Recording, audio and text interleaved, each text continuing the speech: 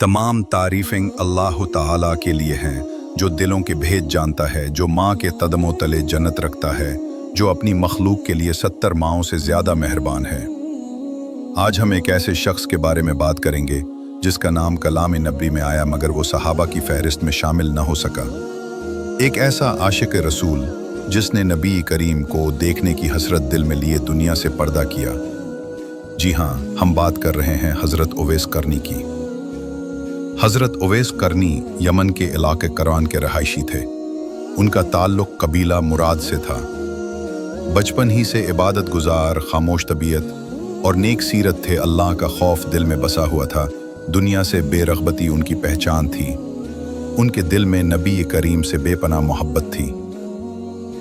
जब इस्लाम की खबर यमन पहुंची और उन्होंने नबी करीम की तालीमात सुनी तो वो फ़ौरन ईमान ले आए, हालांकि उन्होंने नबी को कभी देखा न था। हज़रत उवैस करनी की ज़िंदगी का सबसे नुमायाँ पहलू उनकी माँ की खिदमत थी। उनकी वालिदा बूढ़ी, कमज़ोर और बीमार थीं। उनकी खिदमत को हज़रत उवैस ने अपना सब कुछ समझ लिया था। उनकी इजाज़त के बग़ैर वो कहीं नहीं जाते थे, हत्ता कि वो मदीना मुनव्वरा भी न जा सके। जी हाँ, उन्होंने नबी करीम से मिलने की बड़ी ख्वाहिश की।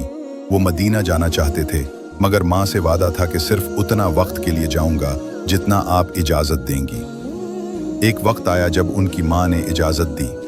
वो मदीना मुनव्वरा पहुँचे, लेकिन नबी करीम उस वक्त घर पर मौजूद न थे। हज़रत उवैस ने सोचा कि माँ से वादा है, इसलिए इंतज़ार किए बगैर वापस लौट गए।